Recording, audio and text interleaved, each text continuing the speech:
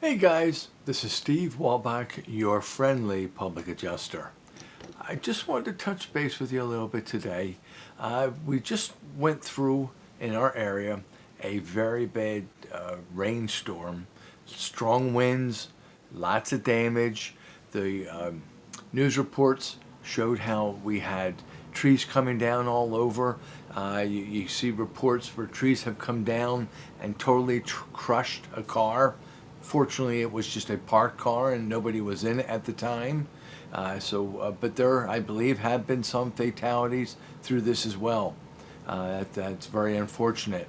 Um, when these damages and these storms strike, not much we can really do to prevent them. I mean, there are certain precautions we can take initially, but we're sort of at the mercy of, letting them do their thing. Once it's done, that's another story. Now we need to go and start to pick up the pieces and recover from what we've just gone through. And I'll tell you, as a homeowner, I know your initial reaction is to go and call the insurance company. I understand that. I have spoken to too many people too many times to know that's exactly what happens. More often than not, you don't know there are other alternatives, that you do have choices. There is somebody else you can call. That person would be a public adjuster. Public adjusters operate in most states. They are licensed and bonded, normally, and they have gone through training, and they are what is known as an advocate for you. We're here to protect your rights. We're here to make sure that you are treated fairly and completely from the insurance company when you have suffered damage. We simply come out, we'll look at what the damage is, we review your policy, we will tie the damage to the policy to make sure that you have coverage for that, and from that point then we go and would interact and on your behalf work with the insurance company to make sure that every bit of damage that took place gets addressed. That's one thing that a lot of people don't understand.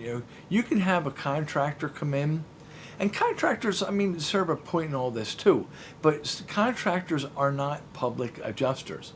Now, in certain states, you can be a contractor and a public adjuster on the same claim.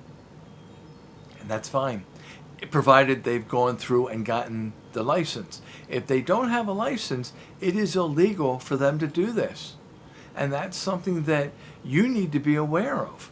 If somebody is providing a service where I can come in and repair your roof, and I'll work on your behalf and settle everything with the insurance company, they are functioning as a public adjuster. And unless they have a license, and you should ask them, may I please see your license? More often than not, they're not going to be able to provide that. I'm not saying they don't do a good job as a roofer, but see, they step out of the boundary, they step over the line when they start stating things that we will take care of your damage, we will accept whatever the insurance company offers. That's somewhat reassuring to you as a homeowner, I can assume, because that means that it's not going to cost you anything, right? But you have no idea what types of other problems you're opening yourself to. Let me give you a quick example. Let's say that we've had the severe storm, okay, well, we just did, okay, and you have a roofing contractor that comes out, you have this terrible leak going on now. It's come through the attic and up in your second floor, that the ceiling in one of your bedrooms is now soaked. It's bowing down. Any minute it's going to collapse. There has also been water that has been dripping down onto your hardwood floor.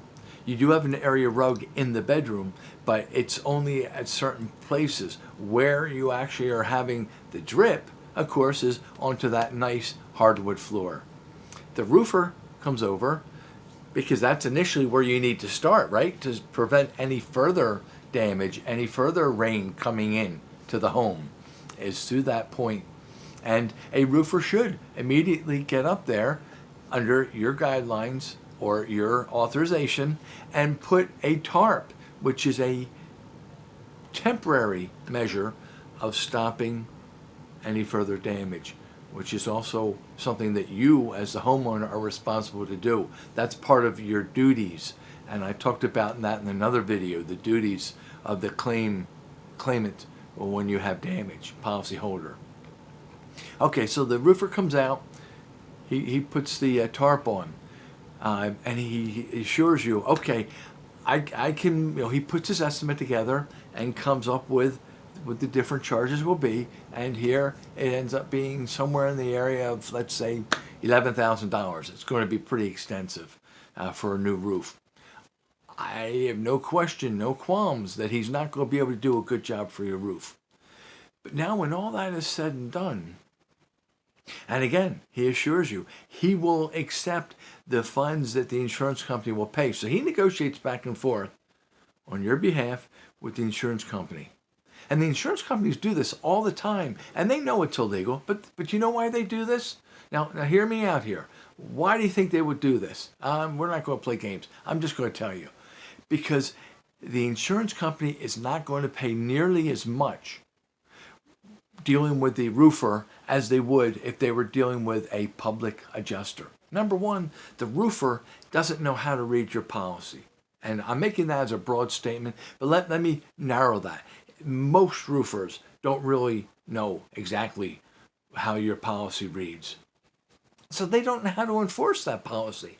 They don't know how to make sure the insurance company follows that. Number two, the roofer is just that. He's a roofer. Normally, and some roofing companies may, but the majority of roofing companies don't get involved with insulation. Well, let me ask you, when that water came in the roof and you see it surfacing on your ceiling and it's bowing and it's dripped down on your hardwood floor, there has been more damage than just the roof and the roof shingles, isn't it? So it came from the roof down through your attic, which hit insulation. Now, what did it do to the insulation?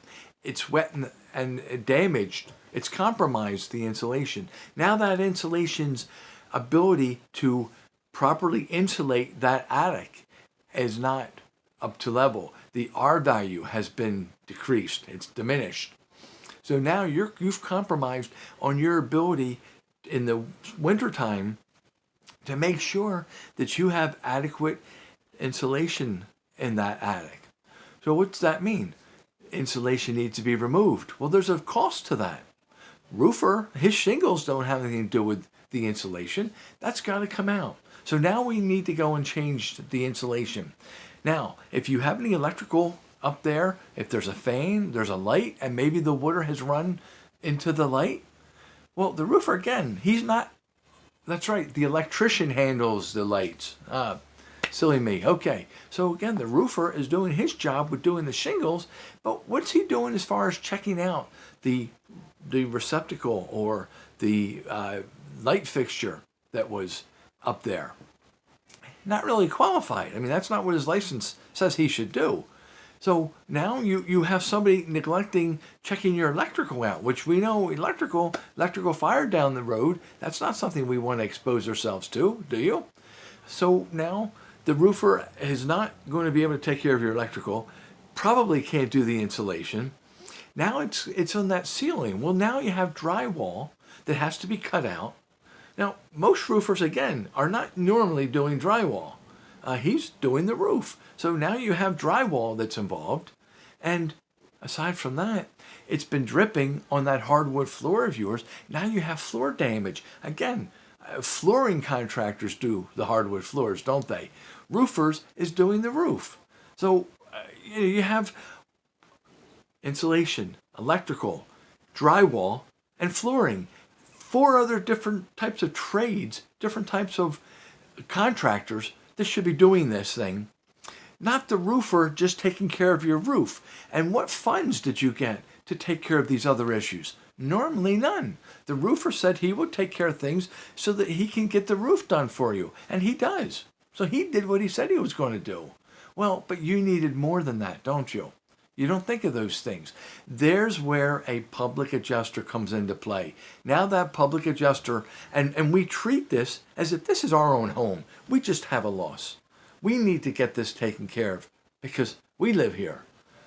So we're not looking to do a job and just move on and not care about anything else. So as a public adjuster, we read your policy. We know what types of levels of coverage you have. We know what we can go for. We see what was damaged. We're able to tie it to the coverage, and we want to exercise that to the fullest extent of your policy. We want to get funds to take care of all this damage. That's the value that a public adjuster adds. That's how a public adjuster helps you, the homeowner, when you suffer damage. Each contractor out there has his own unique abilities and what he brings to the table. Just remember, you may be dealing with somebody that is not able to sit at all the places at the table.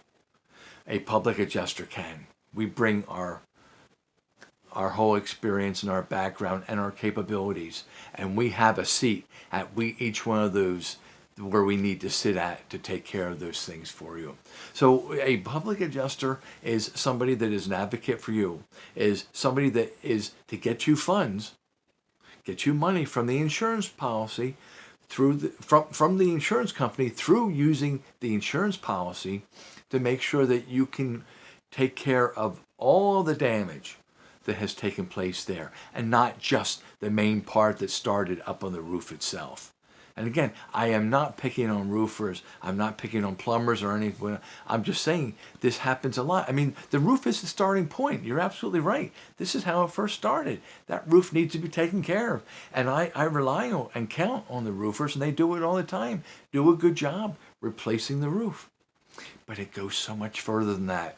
And you as a homeowner need to think about that it's not just the roof. And I don't want one guy doing everything. Now, certain aspects, one guy can do it all. I'm not saying that's not impossible.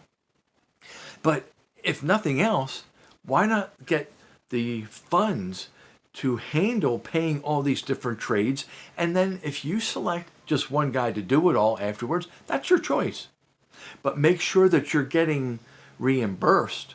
Make sure that you're getting made whole, indemnified for each phase that has to take place that's going to correct the damage that's taken place.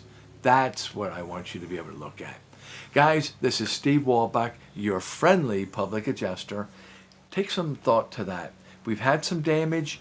Reach out to me. If you don't want to talk to me, that's fine. Reach out to another public adjuster. Get somebody that's going to look out for your best interests. That's what this is all about. Guys, I appreciate you listening. How you can contact me is 610. Well, I'll tell you what. We're going to put that on the end of this thing. Guys, give me one of these. If you haven't subscribed to my page yet, would you please subscribe to my page? I really appreciate that. I appreciate the support I've gotten so far. I'm always out there to try to give you good information. I want to educate you, and I want to help you. Bottom line, I'm here to help you when you've had damage.